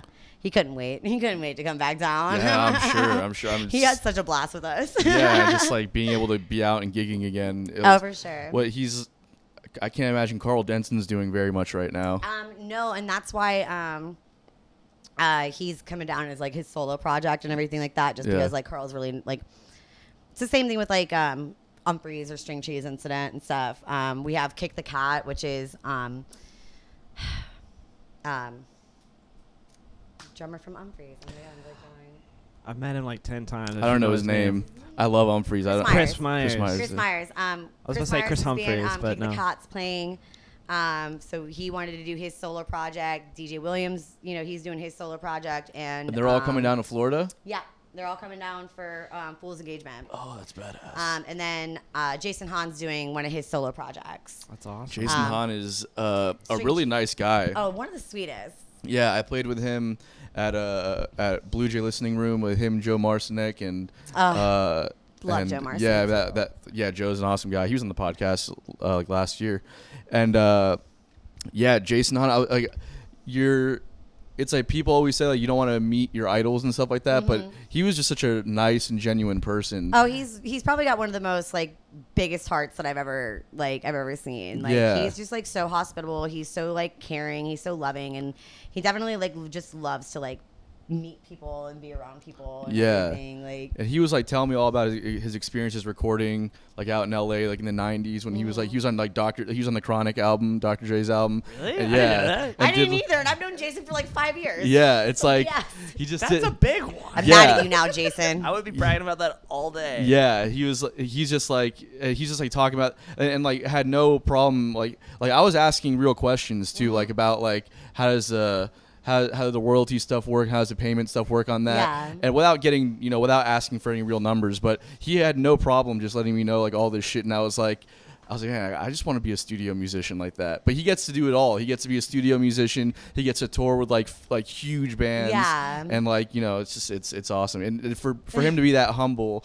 to be so talented and also successful, it's cool. Oh, for sure. And he's just like one of the most humble people too. Yeah. That's the other thing is like I've met a lot of artists that have huge bravadas. Yeah. And everything too, and it's just like Bill. Hey, how you doing? I'm Billy. Happy birthday.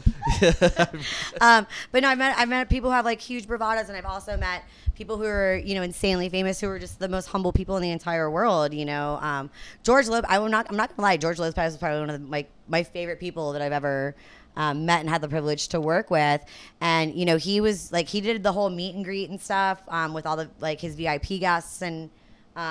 I mean, he was just like sitting there, just like every single person, like he's talking to them for like 5 minutes, a person, and like really getting to like spend that time with them. And then I've seen these bands. I worked with like an EDM DJ, and I forget what his name was, but Skrillex. Huh? Skrillex. No, not Skrillex. sure? But he was just like, I mean, he was just like, you know, like kind of just like, you know, like waving people off and those stuff. guys are Like he super didn't, nerdy though. like he didn't even like care, like that these people like paid Like- all this extra money to like be able to like just shake your hand, dude. Like Yeah. show some kind of gratitude No, for I know. that. So I I don't mean super nerdy in the sense No, where you like don't. I'm You saying just like, stand off. all the you, all you antisocial. musicians, no, all you musicians are nerdy. Yeah, that's 'Cause true. If you replaced strings and snare heads with goblins and elves, it's the same thing. Yeah, yeah, Like, I'm sorry, totally. you guys are about as nerdy as D&D kids. But yeah, we definitely That's amazing. for sure. Thank you, especially jazz musicians. I'd say. oh, for sure. Or the nerdiest, right? The nerdiest. Yeah, I agree. The Keep it going. nerdiest. What were you saying though? I'm not a jazz musician. I just respect the art form. Billy hates jazz, so yeah, that's why he and likes what to call it out. level fucking wizard are you too? Slight high five. She hates you hate jazz also. I respect jazz, I do too. but it's not what I would like to ever It's listen stupid. to. I feel you. It's not stupid. It's it's actually pretty dumb. intellectual. It's just collegiate old and actually. dumb. Oh, Most shut people go up to right school to now. learn it. I'm just saying. Just saying. You're level 36 paladin, you said? Yeah, level 36. Fuck you. Anyway. He's It's fucking. what's your damage? Yes. Yeah, what's your damage? Well, Zero charisma, all just nerd. yeah. That's No, your this is power. this is a fun dynamic. I love this right here. This is cool. No, it's great. No, talk more about jazz. Everyone loves it. No, but what I meant about the EDM guys are usually like really techie. That's like more on Yeah, target. oh, 100%. So they're a little bit more like so there's a lot of musicians. I mean, EDM guys can be very outgoing too, but just a lot of the times like they're working on like the computer programming end of the music thing. So it's like a lot of them are just very like techie. So they can be a little off-putting. Yeah, you know? they're a little bit more shy. Yeah. From what I've come to kind of see is, you know, with working with all of them, and you know, Yeah. compared to like people who are like, you know, guitar players. Yeah. Yeah. Keep going. Well, I know. I will say I've had my moments where like I get off the stage, I'm like, I can't deal with talking to anybody right now. That's not a bad absolutely. thing. I mean, that's not a good thing. But there just is those times where like I can't, and we're not at the stage at all where we can be like putting off people. Like we have to be like, You have to talk to them. You have to talk everybody. to them. Yeah. That's how I feel like whenever I like with especially with like OBJ and Monster Mash and with Fool's Engagement, like everyone knows that like, you know, you're the main, like, you know, one of the promoters and stuff, and you're like, you know, especially with OBJ, because I've been just so integral into that festival now for, you know, 9 years, and it's like everyone wants to talk to you, and like you can't drive the golf cart more than like 5 feet without somebody like stopping you, and Yeah. there's times where you just like go into like an RV and just lock yourself away because you're just like, okay, 5 minutes without anyone talking to me. Like that's all you know, sometimes that's all you want, because it does become a little overwhelming sometimes, you know, just to like constantly like have that, you know, barrage of, you know, like social stimulus. yeah, Did you ever know? see Totally. Michael Jordan's documentary that just came out a little while I ago? watched a little bit of it. I didn't finish all of it. There's this one scene that stuck out to me the most, which is where at the height of his fame, and he's still like the most famous person on the planet. Still. Oh, yeah. But he was just like in his hotel room in the dark smoking a cigar, and he's like, I can't go anywhere else. yeah. Because you do. You feel a little overwhelmed sometimes. And So I kind of get when people are dicks. They're not even being dicks. They're just like, this is Well, the it's- 1,000th person that I've had to say but hi it's to not, today. Yeah. It's not so much as being a dick. It's taking the time out for yourself so that you're not a dick. No. Yeah, exactly. That's what I'm Yeah. trying to say. You know, For and sure. you do need that sometimes, and you're doing everybody, nothing you know, wrong. everybody needs that sometimes. Like you can't be available to everyone 24/7. Yeah. Right. Like, you know, like that's unfair to ask that of somebody. Yeah. Sad Michael You Jordan know, is like the saddest though. it was. the person I've ever seen in my life. Sorry. But it definitely like you know, it does become a little overwhelming at some point in times where you just need to like get away from everyone and just not be like just not be around anyone, just like sit there in the quiet Yeah. and just not hear anything. And Oh, yeah. you know, like Oh, it yeah. does, like, because you know, you do need that mental reset sometimes. That's Especially how when I you're on the feel. road. I feel that way all the Oh, time. yeah. People feel like or think that I'm standoffish, and really I just get overstimulated with a bunch of people around me. Yeah, I've noticed that. It almost makes you like, I mean, I'm a very outgoing person, and I've never Yeah, too. I've never had a problem like talking to people, and there's been times where like I'm just so overstimulated that I literally just like cannot talk to people, like and agree. like you feel awkward, like just like in your own skin, and you're just like, you know, like Yeah. you almost like want to become recluse for that Yeah. reason. I want to like please Sure. everybody at all times and like be funny and everything like that. When there's like 100 people trying to talk to you, I'm like, I can't do this. Yeah. I don't know what I'm supposed to say to all of you at one time. Oh yeah, exactly. So 100%. I'll I go- definitely agree with and that. it's the worst before I play too, because I'm always thinking about the show that I'm going to play, right? Mhm. But afterwards, I'm just like, whatever. I can do whatever I want to now. But like, if you see me before a show and I'm playing in front of like even a festival, or like, I'm the worst person to be around. Yeah. 'Cause I'm just so clammy. Yeah. Usually I can never stop talking. So Yeah. Well, I mean, Anyway. shoot, I was like nervous as can be coming on this little podcast and stuff because like it's a I'm- good size, okay? I'm just kidding. Happy birthday. but yeah, because I'm so used to being behind the scenes and everything that like so are we. that. Well, I'm just kidding. All right, But that's that last like one. being like, like being the person like in the forefront and Yeah. everything, just like it definitely like this is a very very new experience Yeah. for me for sure. You know, No, definitely. That's why it's cool though to get that perspective, because it is so. That's what we're trying to do. Like, is Broaden the Horizons about like, you know, especially that was our main goal too, was to be like, hey, if you want to start a band, if you want to, you know what the music industry is like, here's your first look into it. We've got like we probably started at college. With the amount of material that we have and information. Yeah, I mean, yeah. There's a lot of. for There's sure. No, absolutely. Everything that you said today is just mind blowing to me. I'm like, yeah, I never thought of that. Dumpsters. That's all I've ever. Yes. Yeah, like that's honestly like that's one of the biggest things is like somebody else, like I've been asked that question before. They're like what's the biggest thing that people would Dumpsters. never think about when you're throwing a music festival? And I was like dumpsters. Yeah, dumpsters. Like dumpsters, radios, golf carts. Yeah. I've seen you know, those. like, I never thought of. but dumpsters is something that like people never ever think every about festival- because like where are you gonna put all the trash, yo? Yeah. Festival from That's now the on, biggest I'm thing. Like you got to think about how much trash a festival accumulates, especially OBJ in a five days. Yeah, totally. 5 days, like Humans you know are how much, disgusting. like especially if it rains one year and like Yeah. and people are throwing away pop-ups and stuff. I Ugh. mean, like Totally. you know, it's like it's that's the one thing that never ever would occur to somebody. Yeah, totally. I'm gonna check from now on at every festival the dumpster situation. I'll get back You check to the you. dumpster situation. That's a great band name. I'm gonna write that down. Dumpster situation. situation. Yeah, that's good. There you go. That's for today. Oh my all right. goodness. Well, we with time has flown by. We have Oh, to yeah. get to Surely. unpopular opinions. So we do a segment at the end called Oh, Unpopular Opinions. okay. So Billy and I usually do 3, and at the end of that, we give our guest one unpopular opinion. So think about it while we're doing our thing, and then we'll let you have your thing at the end. You go So- first this time. I go first. All I right. gotta write this band name down. So dumpster situation. Right? Yeah. Okay. so my first unpopular opinion is that Cape Fear sucks. Man, wasn't that like week 1 that you said that? No, I didn't Have say- you seen I- Cape Fear before? No. It's a really You know what bad it is, though? movie. No. It's a a really movie? bad. It's a bad movie. You know who Martin Yeah. Scorsese is, right? Yes.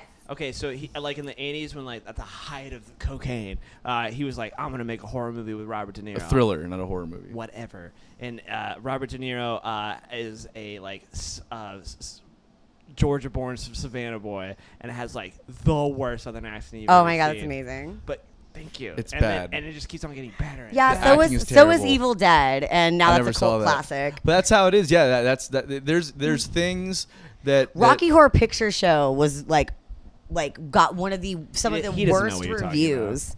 Yeah, Like well, some of the worst reviews when it first came out, and now that one's, I mean, cult classic. I feel like those movies soundtrack. are for. Oh, my God. I feel like those movies are for people that watch movies in the way that musicians listen to music. Oh, absolutely. That's why they get bad reviews. It's like this isn't really made like it's some. not made for everyone. Yeah, exactly. I hate to disagree with you. I know this is a popular opinion, but I feel like it's the other way around. I feel like the people that are giving it like the bad reviews are the people that are like saying that every Marvel movie is great, and why it's a cult classic is because that's- like the people who actually do like movies like it. That's Yeah. what I just said. Yeah. oh, I didn't understand. Yeah, that's what I said. Anyways, what's your unpopular opinion? Number 1, mine's kind of long-winded and silly, and I wrote this a while ago, right before the Super Bowl.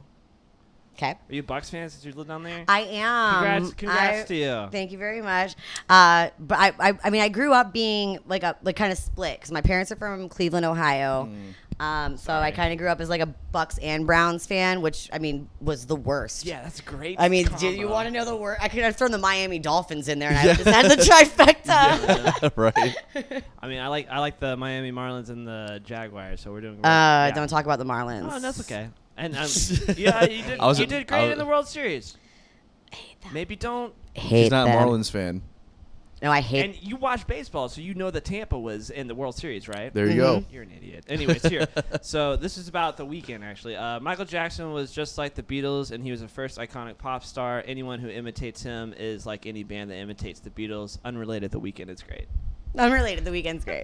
I think The Weeknd is just trying to be the new Michael Jackson. He's trying. Yeah, but so did Bruno Mars. Yeah, those we were talking you about know, outside. Like, definitely for sure. But And I mean, Justin Timberlake and all that yeah, stuff. but I get mean, it. like music's gonna repeat itself. Right. Like there's like, if you thought you wrote an original lick, you didn't. Yeah. That's all I'm There's trying to- been so many like key lines, bass lines, drum lines, everything that there's so many different musicians and music genres and recorded music in the world now at this point that eventually somewhere down the line you stole some lick from somebody. Yeah, I definitely. agree, and that's what I'm trying to say. If you're saying The Weeknd's just like Michael Jackson, then you're saying that any band, it's just like the Beatles. Every band, yeah. Well, yeah, That's exactly. what I'm trying to say, because they all stole it from the Beatles. Beatles did it first. Yeah. Number 2. Tony LaPlante. So speaking of the Beatles, Go ahead. George Martin was the actual fifth Beatle, and not Billy Preston. I never thought that Billy Preston was ever considered the fifth. He Beatle. was 100% considered Oh, yeah. the fifth Beatle. I always thought it was Brian Epstein. Brian Epstein was their manager. I know, Yeah. and that's who was called their fifth Beatle. No, it wasn't. No. It was Billy Preston, because he played all the keys stuff on like the later albums. He played for Get Back, and that's it. What else did he play? He in? played all the keys stuff on their later albums. He played on I'm just gonna sit on on this one. Guitar This one's Gently great. Weeps. Yeah, And this is how Side Hustle broke up. yeah. This is It's this not is what even we that. do. It's- This is our relationship. We just fight. I'm asking. Oh, okay. I No. know he did Get Back. Yeah, no. And He, I know that Come Together, but I'm like, all of it? he did a lot of the stuff. That's why he was considered the fifth Beatle. He's not even English. He was. I'm just telling you what. I'm just Do telling you have you. to be English to be a Beatle?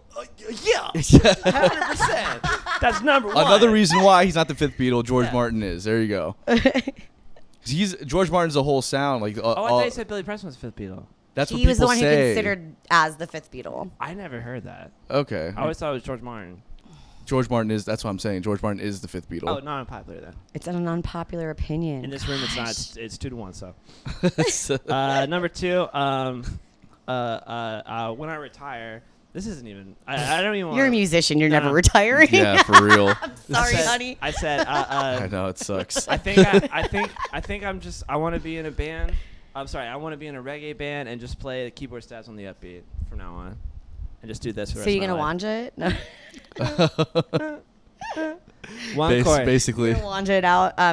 I mean, Stop. if you could do anything, it would be bass line in a reggae band. No, that's like the hardest. Gig. Oh, it's not. It's the easiest. The Disagree. thing with So bass melodic. lines, yeah, that's the thing that's Yeah, difficult I'm- about the I'm bass playing lines the in same reggae. chords It's still. the feel of the bass line, the drums in reggae music that makes it a little bit more difficult. What you gotta do on the guitar and the piano usually, and this is just a very generic version of What's up? reggae. It's just Yeah. do the upbeats, boom, boom. I'm literally. boom, I'm playing. boom. Every That's very reggae generic song you've reggae, ever though. heard That's right not now. true I'm at all. doing it right now. I can my also God. do this. Yeah. Okay. Oh my goodness. Billy's heard like 5 reggae songs in his life, so he doesn't know what he's talking They're all the about. same. That's Yeah. that's probably what I should Oh, say. All goodness. reggae is exactly the same. Okay. So my third unpopular opinion is that the true crime phenomena right now is going to inspire an entire industry. So basically what I'm saying is that it's going to obsessed with true incentivize crime. people to kill people No. in order to drive the industry forward. So you think do you think like serial killer documentaries is gonna birth more serial killers? Yes, exactly that. I totally do too. Yeah, 100%. Absolutely. You're 100 glorifying them like Well, crazy. It's not becoming a only- and it's- multi-billion-dollar industry Well, it's now. not only just that. You're teaching them like what they did wrong. And, Exactly. Like, like Exactly. What you need to know right now. I think that started though the whole true crime like phenomenon, like that obsession. I really do equate it to Dexter. I think Dexter was a major catalyst, at least making it mainstream. Yeah, for because there was sure. definitely like a I'm niche gonna- for a long I'm gonna time. But bring yeah, up Bundy. I think that's who started it. But anyways, Okay. do you know how how many? about Jack the Ripper before back in the 1800s? If we're really gonna go there. Yeah, I Yeah. guess so. Do you know how many murders happen in America every year? I'm talking about serial No, killers. just guess. How many? I don't I don't know. 300,000. Okay, that's murders. We're not talking about serial killers, though. What do you We're mean? not talking about murders. Serial killers. Born Serial killers you at least have to murder like multiple 3 people, yeah, in a certain way. No, I understand, and even FBI's Most Wanted, they said at any given time in the country there's about 75 to 100 serial killers. Yeah. Right now. And serial killers don't typically. I really like it a lot. Yeah, I no. love the true crime stuff. And serial kill, but that's what I'm saying though. It's like there's only like 75 to 100 active serial killers right now. They're not committing 300,000 murders a year. So you think there's like this guy that's like watching like true crime and he's like just been real nervous to murder, and then he's just like, oh, but I think I get the got glory. absolutely. Got the motivation. Not only do you get the glory, 100%. but you have the industry, the people that are on this like the documentary side that are making these are like, no hey, glory we're to be gonna a pay serial somebody killer. to do some shit. We're gonna fund your serial killing spree, and then we're going to Yeah. create a documentary about it, and then we'll have the real inside scoop, and then Oh, we'll yeah. create the best documentary ever. I think that's gonna create. I just think that whenever there's like a phenomenon like that, pop culture takes it to the next level. I'm saying the next level is funding serial killing sprees. Oh, absolutely. I just watched. I didn't really do much research about the. I like we're talking about it in like a lighthearted tone, but the mass shooting that happened in Las Vegas at the festival. Oh Right. yeah. I didn't know. I thought there was just a guy who was down there like shooting people. No, he was at the hotel. I had no idea. Really? I watched it like the. That's was the an- narrative that they was want you such to an believe insane- anyways. That's insane. Yeah. Like getting goosebumps thinking and everything like that. But the end game to all this like serial killer murder stuff is you die or you get raped in prison or get killed in prison. Like Jeffrey Dahmer just got beaten to death with his hand. Yeah. In prison. There's not going to be more We'll serial see. killers. We'll You'll see. see. We'll It's not- see. it's I don't not like know. just I don't know. murder. I agree with you. I'm just I'm saying gonna it's a go with the possibility. unpopular opinion on this one. It's not going to be like, oh, yeah, the judge is like, oh, how many people did you kill? Just 2? Oh, well, okay, we'll just give him like a couple years. It's not going to happen. Of course, it's not going to happen. I'm just saying Or that if we'll you see kill what anybody in happens. Florida and he pleads with capital punishment, they kill I definitely think We'll it's see. going to become harder to identify who the serial killer is Yeah. as well because of these true crime things. Yeah, I because think that's they're, gonna, they're like, learning. yeah. Yeah, you're studying Nah. what you can and can't get away Unpopular with. Opinion, that's what the whole point is, but Mm. I Yeah. disagree. Is my Okay. turn? Yeah. Yeah. This is my last one, and I apologize if this offends you or if you are part of one of these people. So People who can't eat bread or gluten should be left behind.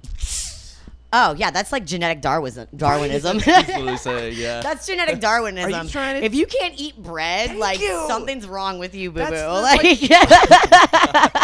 They That's laugh pretty about, good. They laugh about all the time, like just saying. the most bland bread, thing. you can't eat bread. Can't eat bread. Yep. Out. I can get lactose intolerance more than I can get. It's gluten literally what Billy was intolerance. saying earlier. Yeah. For sure. Yeah. Oh, 100%. I'm on that one. You're on page with every one of our unpopular opinions, which is interesting. You guys are gonna Yeah. hate my unpopular There opinion. hasn't been one. Oh, I that's can't been wait to hear it. unpopular Yeah. for you. Go What's ahead, your all right. unpopular opinion? Bring it home. IPAs aren't that good of a fucking beer. Well, that was one of our yeah. unpopular opinions a while back ago, actually. Well, not No, that was mine. one of mine. Yeah. IPAs aren't that good of a beer. I think they taste like salt water. I think that the hype of them are like, well, number one, they have way more calories in them than any other beer. Cool. So, like people are like, oh, I get so full drinking beer. Like, well, no, you're drinking 250 calories every single time you drink one IPA. Right. Compared to I a wanna lager, which eat is beer. like compared to a lager, which I think is like 100, Yeah. maybe. That's why I drink lagers now. And they just don't taste good. They don't taste good. I'm sorry. They don't. I don't like the. They're supposed to taste bitter like coffee. I kind of. I can drink black coffee. I drink black coffee, and I Yeah. cannot stand IPAs. Do you know what my least favorite beer is? what? Yingling. Happy birthday, though. That's what Blasphemy! I'm That's out of what she. here. That's what she brought over today. All right. Well, this has been a really fun episode. Thank you so much for Yeah. coming on. Thank you guys so Really much. informative, I would say. Yeah. Happy birthday a million times. Thank Yeah, I love for people. sure. guys. I love celebrate you people's guys. birthdays like crazy. Happy birthday. Oh, I appreciate it so much. Thank you guys so much. Absolutely. And we'll see you guys next time. Adios. Bye. Adios, muchachos.